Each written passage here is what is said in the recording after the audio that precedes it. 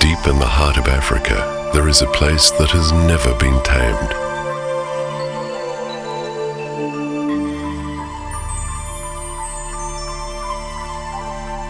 As the soft pink light of early morning heralds the start of another day, darkness retreats, and the creatures of the night make way for those of the day.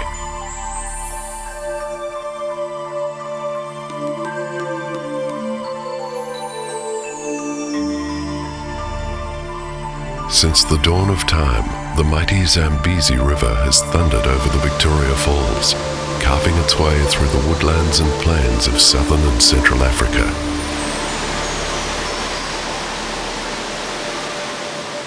Below the falls, the river once plunged into the rich Gwembe Valley.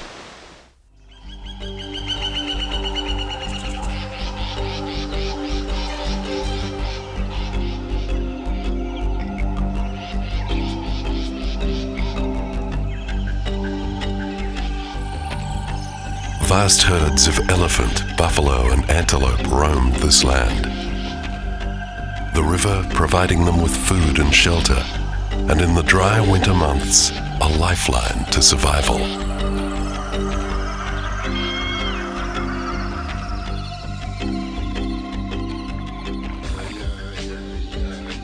For almost 1,000 years, the hardy Tonga people lived here too. Isolated from the rest of Africa in their ancient river valley, the Tonga followed their traditional ways, relying on the land and animals around them.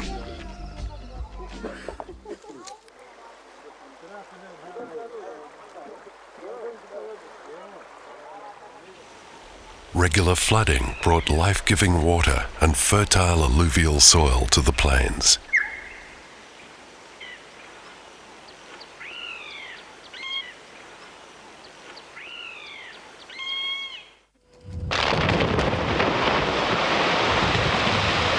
But in 1958, the governments of the day built a dam on the Zambezi, and this time, when the mighty river flooded, the waters did not go down. Within months, the Gwembe Valley became a vast lake. 5,000 square kilometers of wilderness were drowned.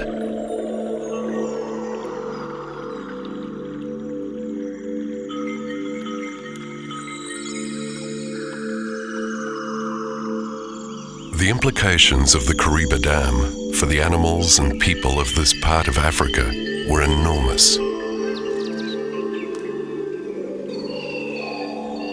This was a flood without end, and the extraordinary change that it brought about is still unfolding. This is the story of that change.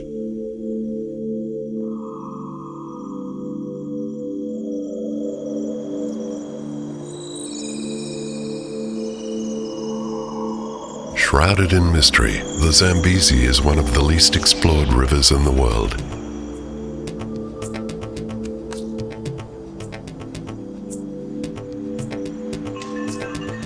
From its humble beginnings deep in the forests of Zambia, its 2,700-kilometer journey eventually brings it to the Indian Ocean on the coast of Mozambique.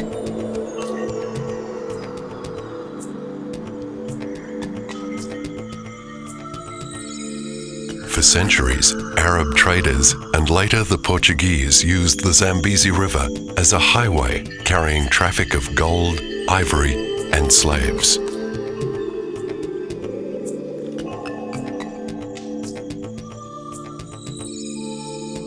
It was not until the mid-19th century that the river was explored in its entirety by Dr. David Livingstone, and the splendor of the Victoria Falls was brought to the attention of the outside world.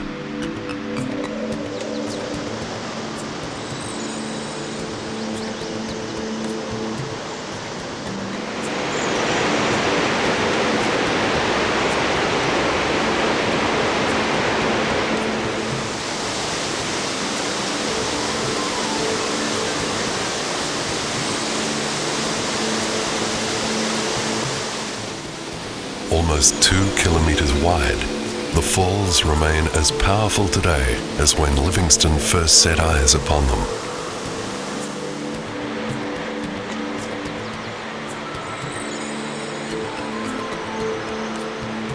Through the mist, the river seems to disappear into the depths of the earth before re-emerging into the river valley below.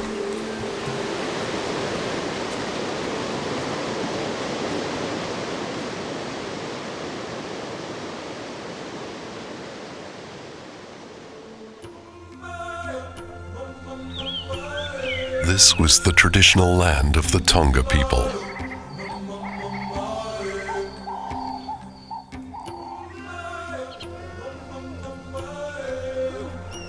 They grew crops on the soil left behind by the annual floods.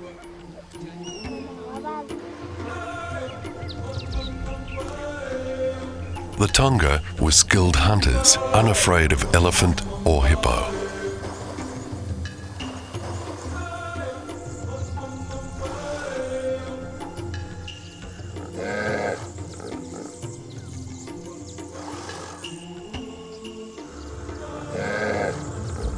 The river had immense spiritual significance and was the focal point around which their lives revolved. Little did they realize that the landscape and their way of life would be changed forever in only a few seasons.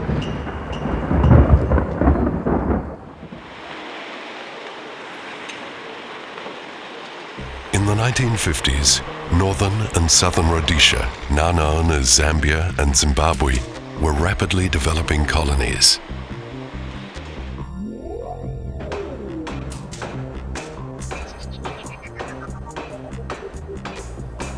They drew their wealth from the land, exporting gold, copper, and timber all around the world.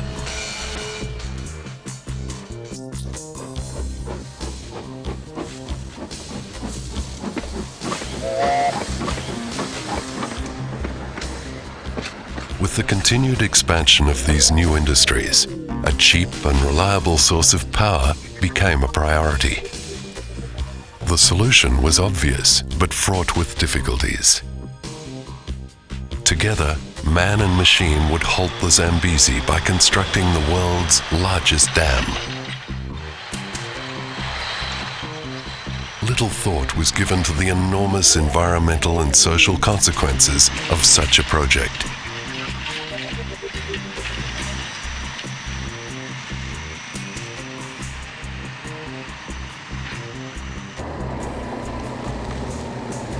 It was an oversight that would have an extraordinary effect on the animals and people who called the Gwembe Valley their home.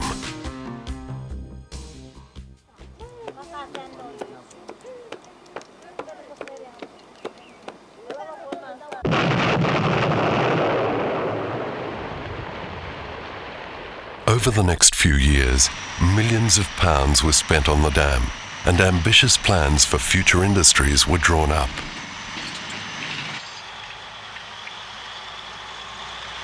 The future seemed to have no place for either the animals or the Tonga.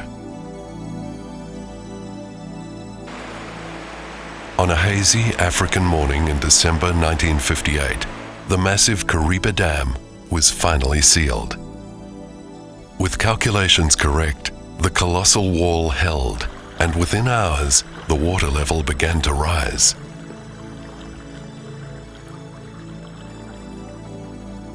For the animals, this was no cause for alarm. The Zambezi always rose after the rains, and they simply moved to higher ground. And when the waters receded, they returned to the valley.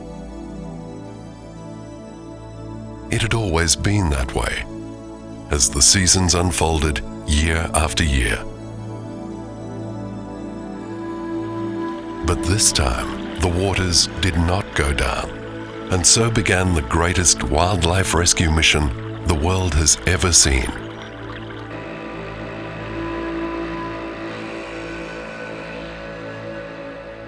It was called Operation Noah, and it drew worldwide attention to Rhodesia, more attention than the building of the dam itself.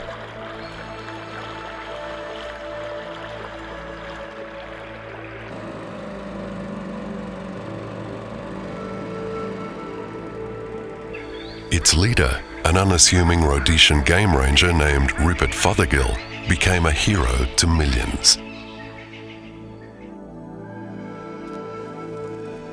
The world's imagination was gripped by the extraordinary efforts of Fothergill and his team to rescue as many animals as they could from the rising floodwaters.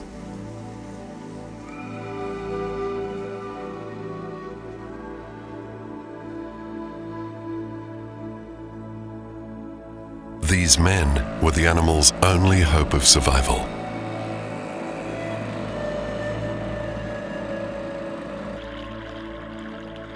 Any tree or vegetation became a place of safety until the rising water finally claimed its victims.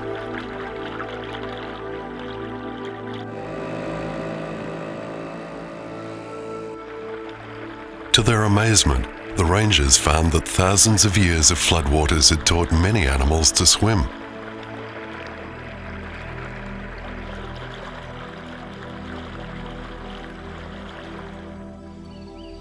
Every day brought the team face to face with new dangers.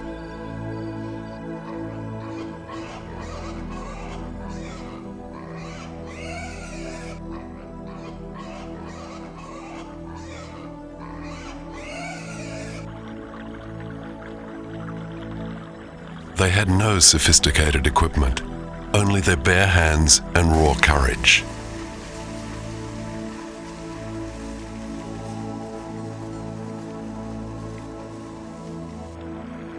The half-submerged trees became home to venomous snakes. It was vital to save every creature, because without them all, the rangers couldn't hope to replicate the landscape now being washed into the pages of history. As the waters spread, the surviving pockets of wildlife became more and more distant.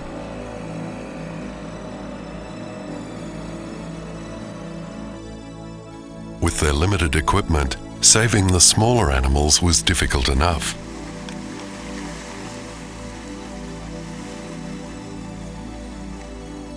How could they hope to save the larger animals that gathered on the rapidly forming islands?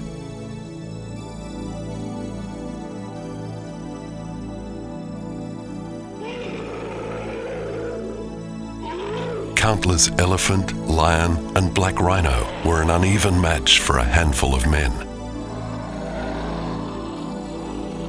Whilst the smaller animals could be handled, elephants posed different problems, and all they could do was shepherd them to safety across the endless expanse of water.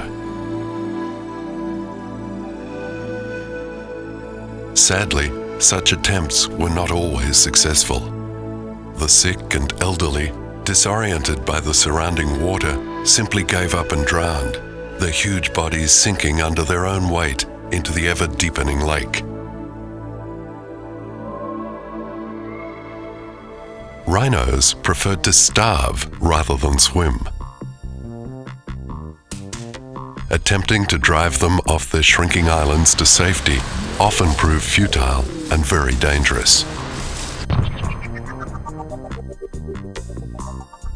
Only when Fothergill's team obtained tranquilizer darts were they able to subdue these ill-tempered creatures.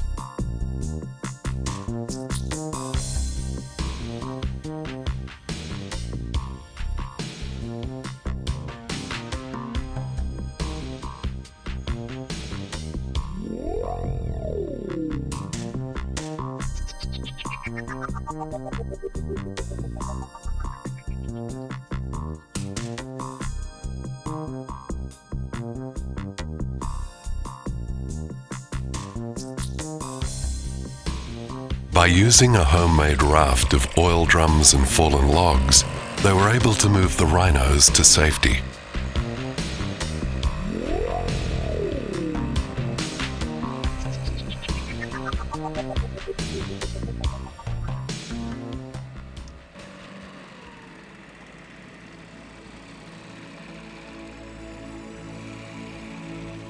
After 5 years of continuous work, the waters finally stopped rising, and the exhausted rangers called a halt.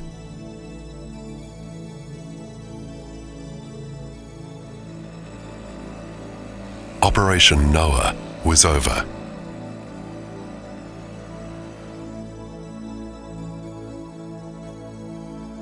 They had saved more than 5,000 animals of every shape, size, and description.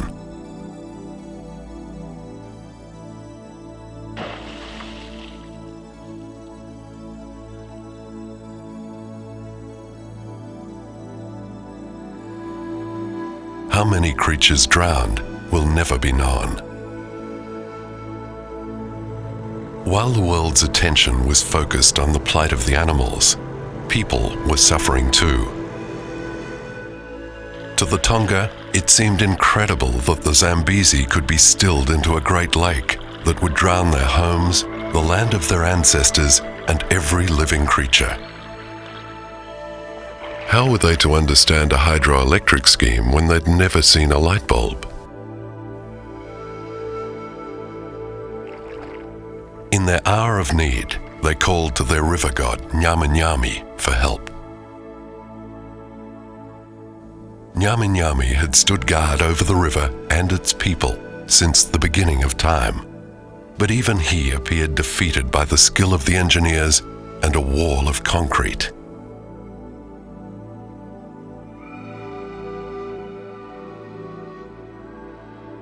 Only when the waters began to rise did the Tonga unwillingly leave to be resettled elsewhere. The forced exodus shattered a once cohesive people forever.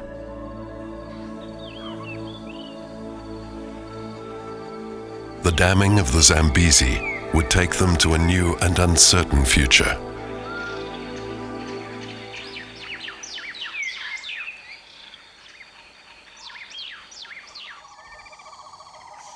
The creation of Matusadona National Park in the early 1960s established a small and confined refuge for the wildlife displaced by the lake.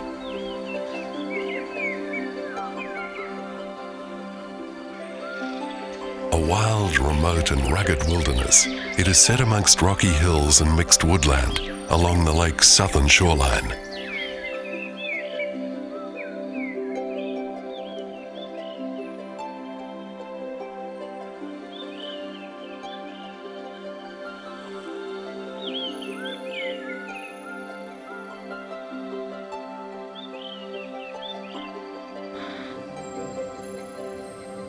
Virtually untouched by human activity, the land was believed to have little or no commercial value.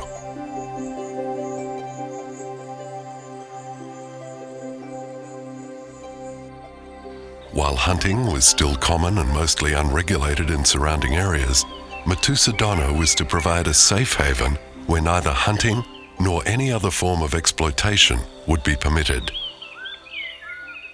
This would always be difficult in a country with a large and growing population of subsistence farmers, with many living in poverty, reliant on their crops and a few cattle or goats.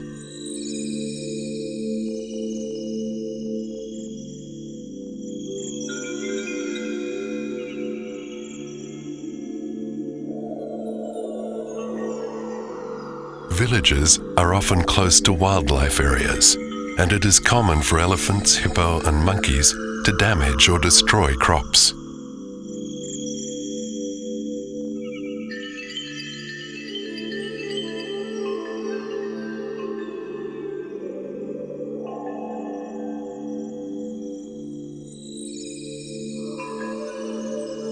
People are often taken by crocodiles as they fish or bathe.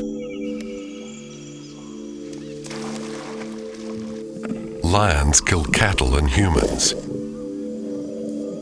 These things are accepted as the ordinary hazards of everyday life.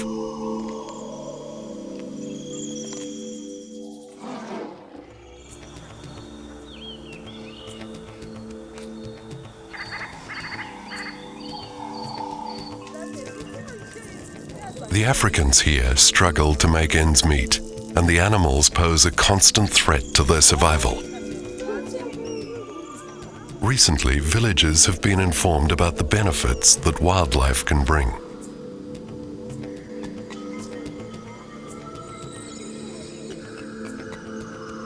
If they're to be convinced wildlife is an asset, then its value must mean better income and be greater than the value attached to cattle and crops. After all, they are the guardians of the land on which wildlife depends.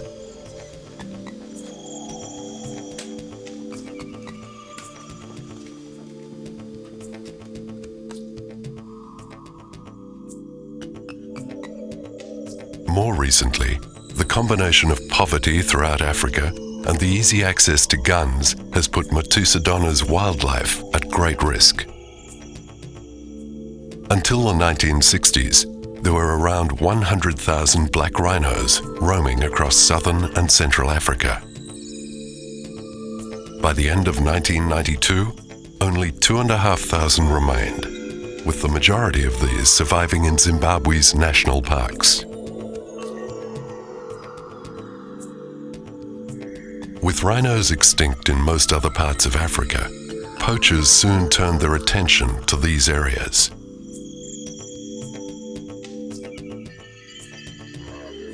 In Matusadona, the black rhino population was reduced from over 300 to just 13. Often, the Game Scouts knew armed gangs of poachers were devastating the wildlife, but were ill-equipped to stop it. Like Fothergill and his team, these men were also confronted with a monumental problem.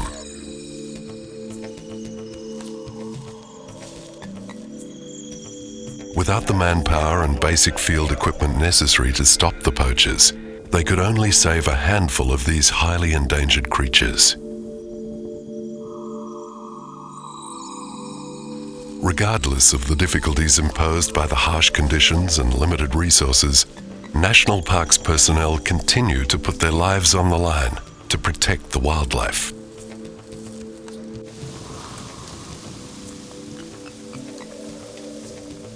With meager provisions, they live for months in remote and solitary locations.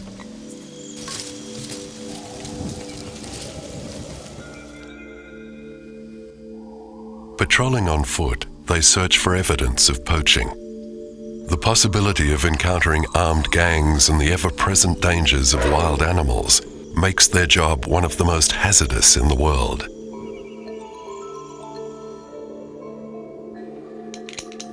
National Parks Game Scouts are faced with the dilemma of having to remain entirely within the law. In contrast, the poachers operate by no rules. Funds allocated for law enforcement are often inadequate.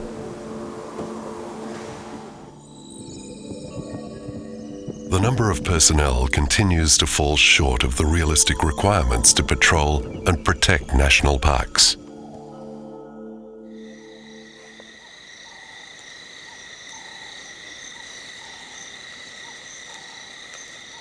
Intensive protection zones have now been established in a number of national parks, including Matusadona.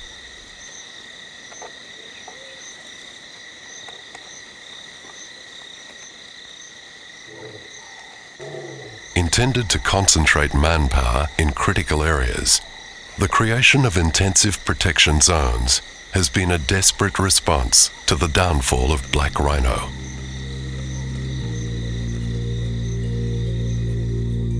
To prevent further killing, these animals have required constant protection.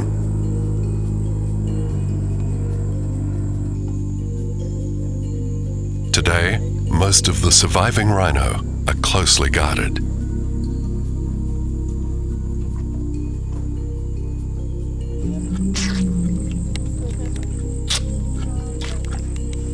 Rhino calves, orphaned as a result of poaching, now have a much better chance of survival due to the care given by National Park staff and volunteers.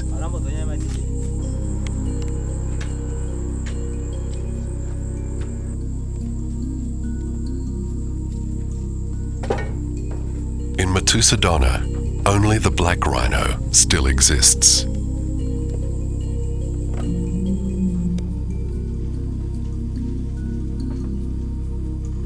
There was an attempt to establish a breeding nucleus of 6 square-lipped or white rhino in the early 1980s, but all died within 3 months, possibly because of disease spread by tsetse flies.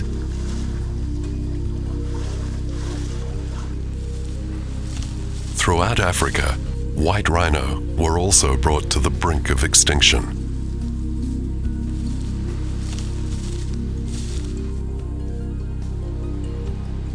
Preferring to feed on the open grasslands and regularly frequenting the same waterholes, these curious creatures were a predictable and easy target for poachers.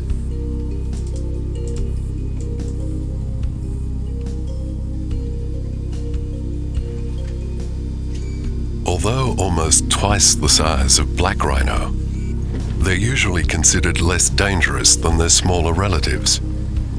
A comparison best left untested.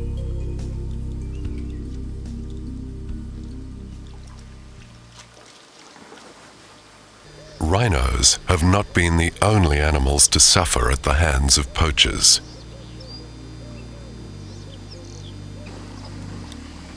The high price of ivory has meant that elephants have also been plundered in their thousands.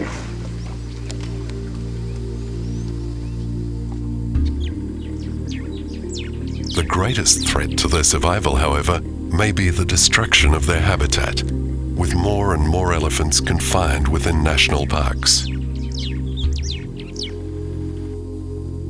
Here, the problem is not only how to protect elephants against poachers, but how to protect habitats against elephants.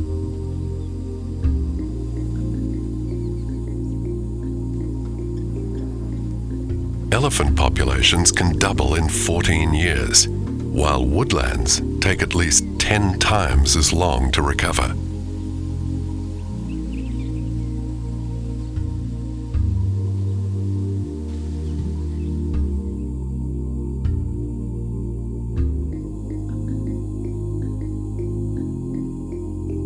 A fully grown elephant needs to feed most of the day and consumes about 170 kilograms of vegetation.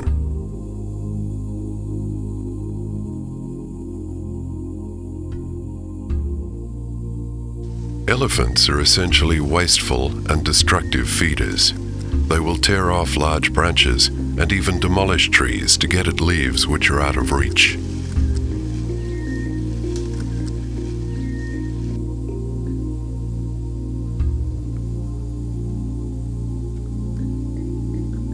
When elephants were free to roam, the long-term effects of their feeding habits were beneficial. If an area was overgrazed, they would simply move on to other feeding grounds, allowing the bush to recover.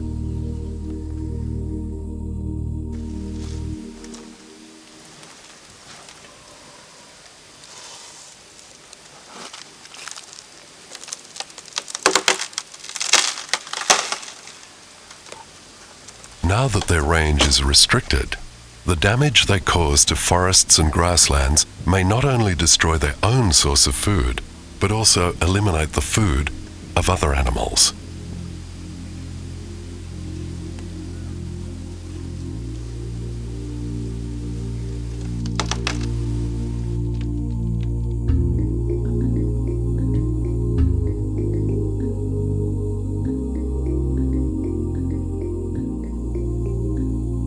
In the dry winter months, elephants will dominate waterholes.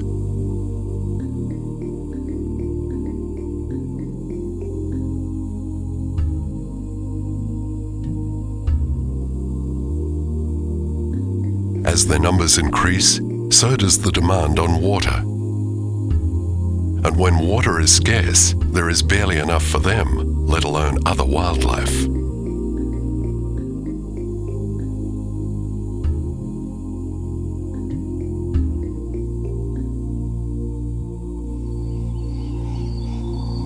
The impact elephants have had in Matusadona and other national parks is self-evident.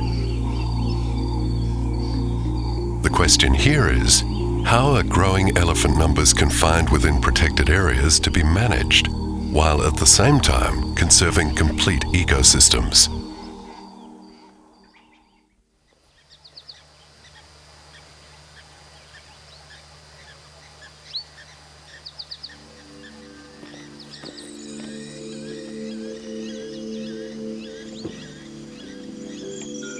Since the Kariba Dam was built, the Zambezi no longer floods nor renews the soil.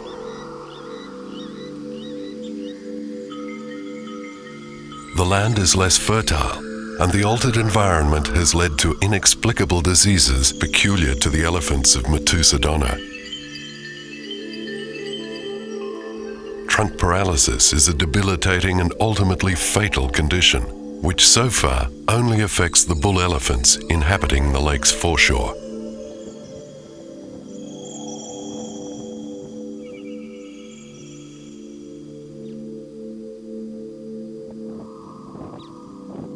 The syndrome appears to attack the nerves in the trunk, which the elephant relies upon in the same way humans rely on their hands.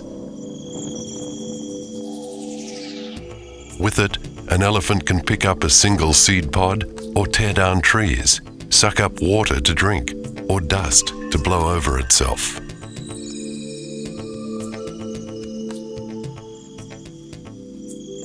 Also used to touch and smell, the trunk is an important means of communication.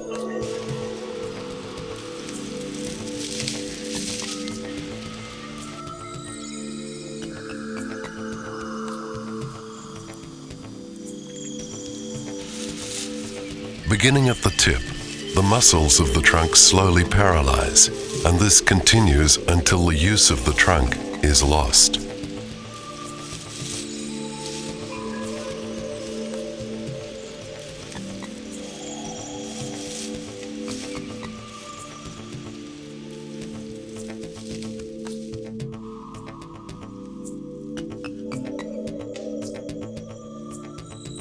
To deal with their infirmity, they adapt using their feet to loosen tufts of grass they would have previously freed with their trunk.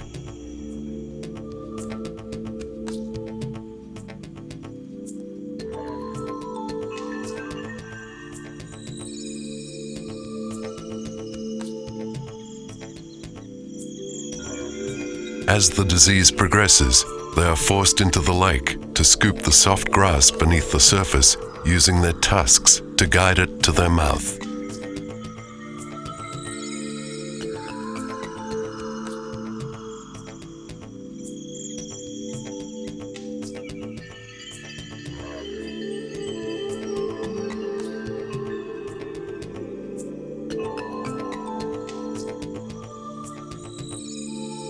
Eventually unable to eat, the elephant is condemned to a lingering death from starvation.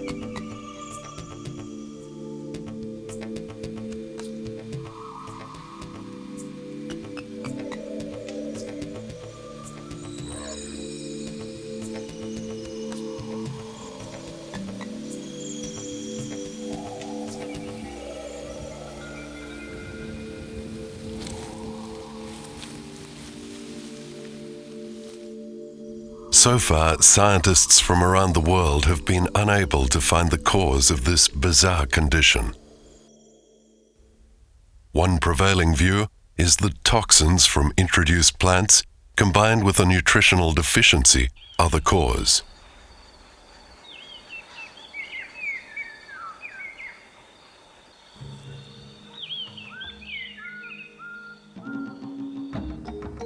Another phenomenon in Matusadona has been the recent explosion in the lion population.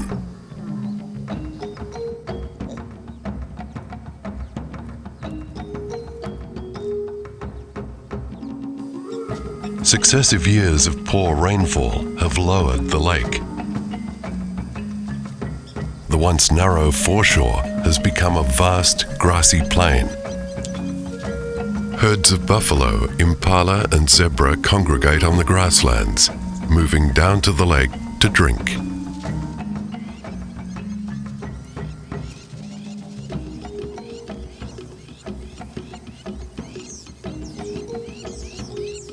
This has made hunting particularly easy for the growing number of lions.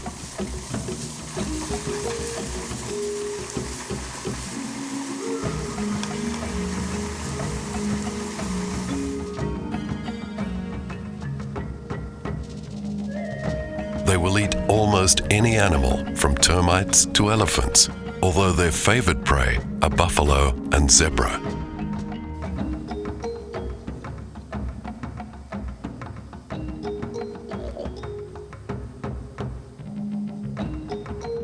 Once killed, a large buffalo will provide a pride with enough food for only 1 or 2 days.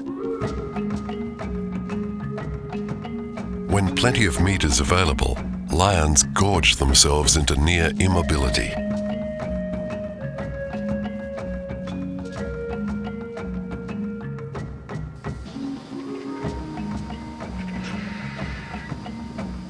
Vultures and marabou storks gather to exploit the leftovers.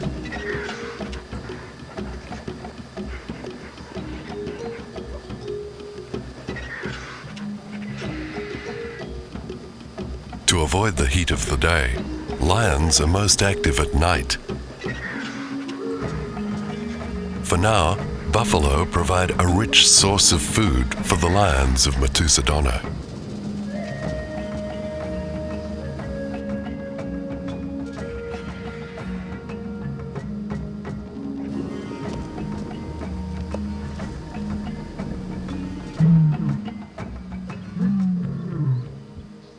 As the lion numbers increase, however, so the population of their prey decreases.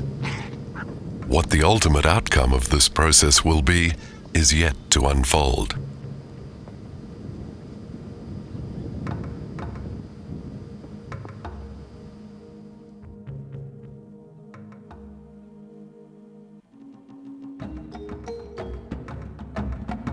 Cheetah disappeared from the area when the lake filled.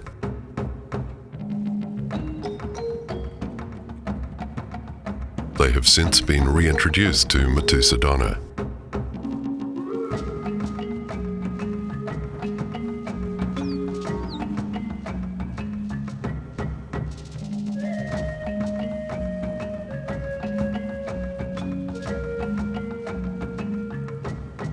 Cheetah have also taken advantage of this open country, which allows them to pursue their prey with ease.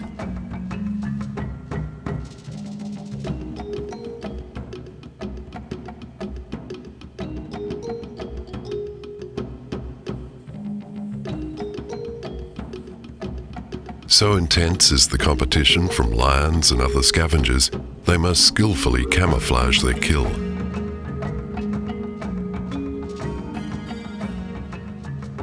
Lions are now preying on the cheetah, especially the cubs, and they're being forced to retreat inland.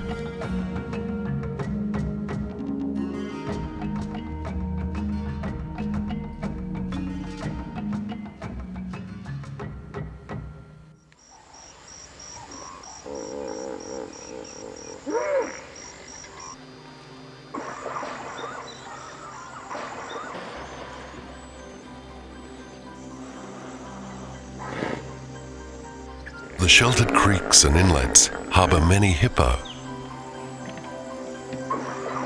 They must spend most of their day submerged because on land they overheat and suffer from sunburn, which cracks their skin.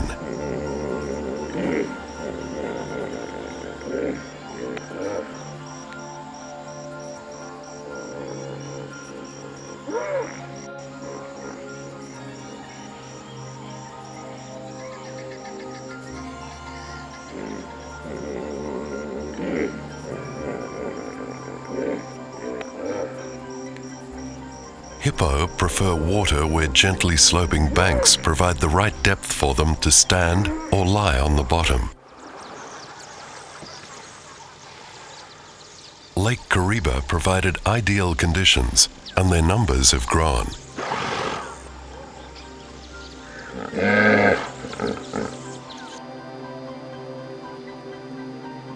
But hippo also rely on the grasslands along the foreshore. And like the buffalo, elephant, and other animals, they must find enough to eat or perish when the grass is gone.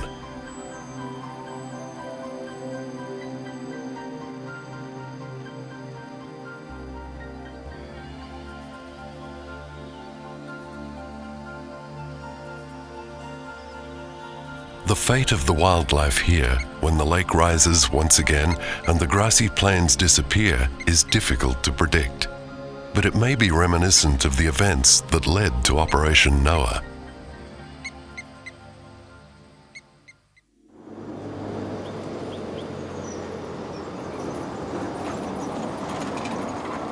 The Kariba Dam was conceived over 40 years ago, an eye blink in evolutionary terms. A lot of water has flowed down the Zambezi since then.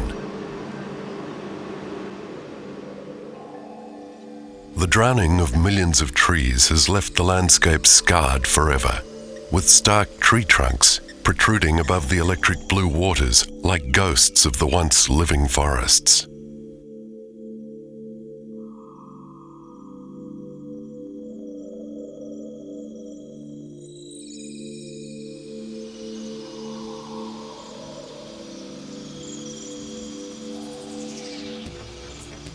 For hundreds of kilometers, the riverine forest, which played a vital part in the migratory habits of birds and animals, has been drowned. Biologists are not prepared to say what the outcome of all this change will be.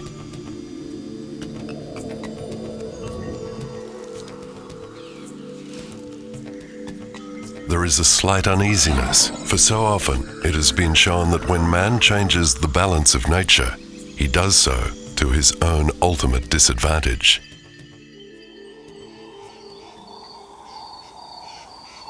This wilderness of only 50 years ago, then so completely itself, has been reduced tree by tree, animal by animal, to its last diminishing corners.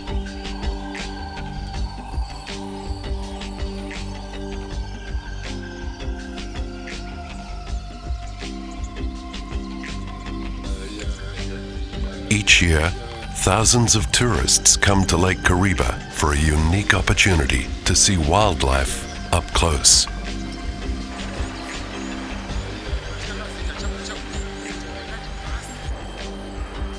On-board pleasure boats moored along the lake, few of these visitors are aware that their cameras are capturing some of the last living examples of an ancient river system that once contained the widest variety and the greatest density of wildlife in the world.